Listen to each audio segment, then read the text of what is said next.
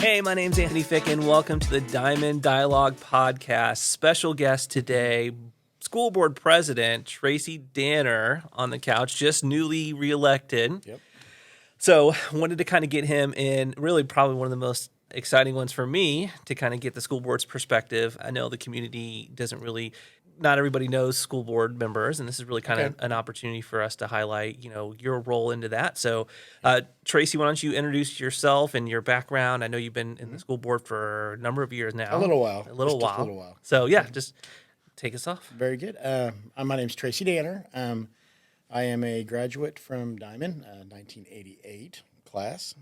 Best years. Absolutely. Yeah. The 80s were awesome. I actually come from a long line. Both my parents graduated from here.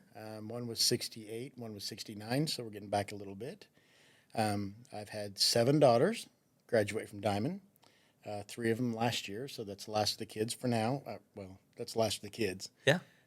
Several cousins, lots of friends, lots of family. So pretty long, diverse background with Diamond. Very proud of Diamond. Glad to be part of it. So it sounds like deep roots in Diamond. absolutely. So you've been school board. You just won your 4th term. My 4th term, yes. So far it's been 9 years, going on Yes. 12. Yes, exactly. It's amazing how fast this whole thing has gone by. I mean, serving the district and being part of it, it just went by so fast. So I would imagine in those 9 years there's been quite a bit of transition, either from superintendents to building projects. So if you can, why don't you talk through your experience of where you started and how far you've come or we've come as a district? Absolutely. When I first got on the board, we were actually just finishing the FEMA building. And it was really exciting because for a while there, we'd been not involved so much with the district. And then I decided to run and got on the board. And I thought, man, this is really great giving back to the community that, I grew up in and the school that I was from. So we finished the FEMA project, and I started seeing the vision of what the school district was doing. And I thought, man, this is exciting because it's giving opportunities for our kids, for their education. It's preparing them for the future, and it's giving them all these tools to use once they get out of school. So it's not just facilities, but the things within the facilities that allow this to happen. I thought this is an exciting time to be involved with Diamond. So yeah, it has been a pleasure. It's been a privilege to be part of the school board and to serve our community. So great response for the kids who might not know a whole lot about what a school board is or does. Why don't you go kind of in depth about like that process? I mean, it's a lot, and I didn't realize it even until I became an administrator, just all the things that a school board does. So why don't you talk deeper on that? Well, I'm going to kind of laugh a little bit on something. Last month was Board Appreciation Month. And in the elementary, a lot of times they'll have the students write what they think a board member does. Oh, yeah? And I actually posted some of those on my Facebook page. I saw those, yeah. One of those that really got me laughing was one kid says that he wrote that the board members eat sandwiches all day. And I thought, this is awesome. And then another one put, we get money for the school so we can buy Sonic drinks for everybody, then we go get more money. But and this one, that we worked on the school for facilities and staff and Sure. things. But school board member is actually pretty in depth. We are a middle ground or a liaison for the community. We represent the community. So when the community has concerns or questions or wants to know things, we're their point of contact. So we also deal with budgeting. We deal with planning. We deal with helping find staff. Finding different people and just basically looking for things to make school better. So Yeah, and I know as an administrator on supervision duty for games, I see board members all the time. Absolutely. 2, 3, 4 at a game. And really that's kind of an opportunity for you to interact with members of the community. Absolutely. So let's talk specifically about that. For somebody who might not know Tracy or other school board members, shining a light on that today. Hopefully they'll get to know you. If you were to interact with a community member, maybe they have a concern about, sports or behavior or anything. How does that conversation go? What do you do with that? If a community member comes to me and they have a concern or they have an issue that they're wanting to resolve, first thing I do is I'll listen. That's what we're here for. Cause we want to solve those issues. We want to make the students have a good learning environment. Whatever the situation is. But what I'll do first is I'll say, did your student talk to that teacher or that coach? Because they need to have ownership in the problem. And then I'll say, okay, at that point, if you didn't get resolution, did you follow chain of command? Did you go and did you talk to the principal or the athletic director? If you didn't get resolution there, then your next step would be to talk to superintendent. And then finally, school board would be you could schedule a time to come meet with school board. Very rarely do we actually ever have anybody come to school board because by the time they follow the steps, Right.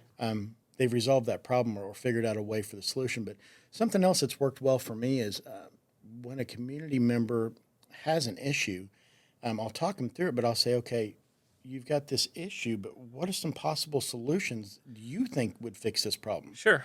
Well, a lot of times when they stop and they think about it, they kind of work through the problem in their self, Right. in their head, and it helps to resolve that issue. Yeah, kind of that cognitive coaching helps them process the conflict. Okay, interesting. So what always fascinates me, coming to Diamond and really getting to interact more with the school board than probably I did at Joplin, is the motivations for why a school board member would want to be a part of a school board. Because for many people don't know, it's an unpaid gig, and you're Absolutely.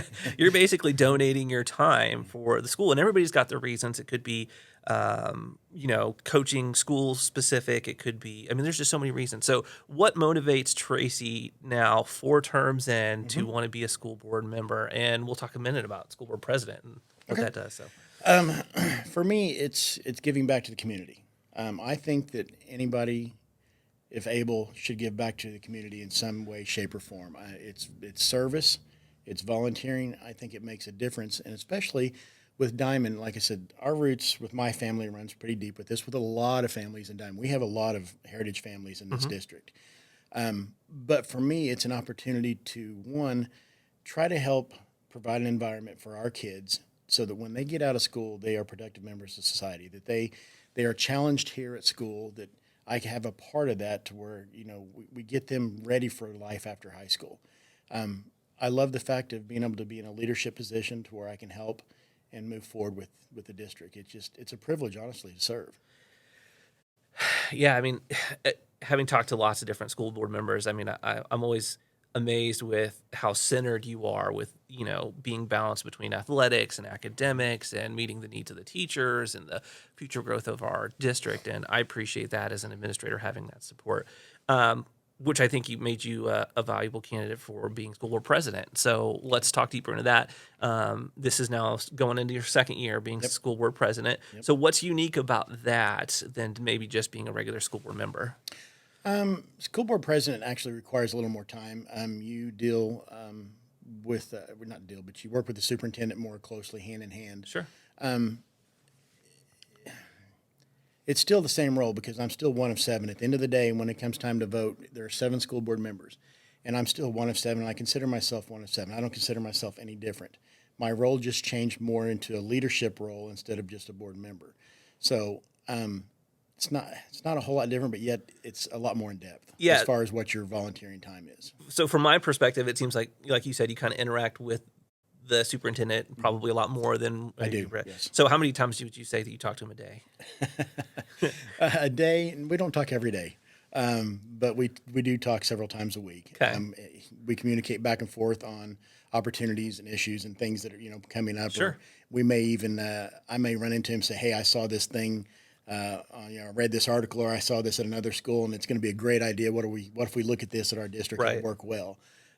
There's been a lot of that, especially if we go to meetings and we have different conferences that school board members go to, and Zoom meetings and things for school board president and things. And there's some great ideas that pop up. Yeah. The unique thing about our district is being a smaller district. A lot of times you're listening to these bigger districts talking about, things that work for them, but you got to kind of tone it down and make it work for our smaller district. Yeah, no, absolutely.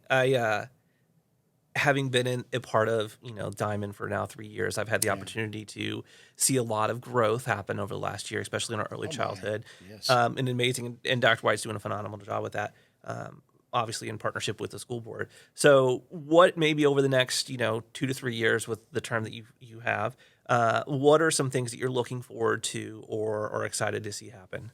Oh, absolutely. Of course, we're in the middle of, we're kind of towards the end now of the Early Childhood Development Center, and adding the pre-K and the K classes over on the elementary side. But once we get that done, there's still more growth opportunities available in the school. There's some neat things coming up in the future. Different, routing of the streets out front. There's some different things with buildings and technology. There's things coming up that is just exciting coming up in the future. Yeah, and I know we're growing as a district. Oh my, yes. I mean, we were sitting at 666 when Dr. White had taken over, and now we're up to 770, 800, somewhere around that, with potential growth coming, especially in our elementary, which is why we've made those early childhood accommodations to kind of prep for that. So I think this has really been a great opportunity for us to kind of shine a light, not only on you as an individual, but the school board. And hopefully we can bring in Nicole Youngblood, which is our other new member. So it'll be interesting having the fresh perspective of somebody who has not on the school board before, what they're excited to kind of bring to the table. So in closing, is there anything that you want to highlight, talk about, discuss for the community? Yeah. One thing I kind of want to point out was that Diamond, the unique thing about Diamond is that we're a small farming community that's centered in between three big districts. That makes us unique because we have the bigger cities next to us that we can go to and shop and do things. Yeah. But yet we're far enough away that it makes us unique. Still feels like a small town. Yes, and that's what I love about this town is we're right there on the side. But Diamond is growing, but we still want to be a small town school. We don't want to be one of the bigger schools. Sure. But we want to make sure that we maximize and give our students every opportunity that these bigger schools have to offer for our students, staff, and faculty. So it's, they call it the gem city. We're kind of the hidden gem, I guess. Yeah. But Diamond's very unique, and we ought to be proud of that. Yeah, that's one of the reasons I like to shine a light on it with the podcast and other things we're doing. So, Hey, well, I appreciate it. Again, Anthony Ficken, Diamond High School principal, Tracy Danner, school board president. We appreciate having you. Peace.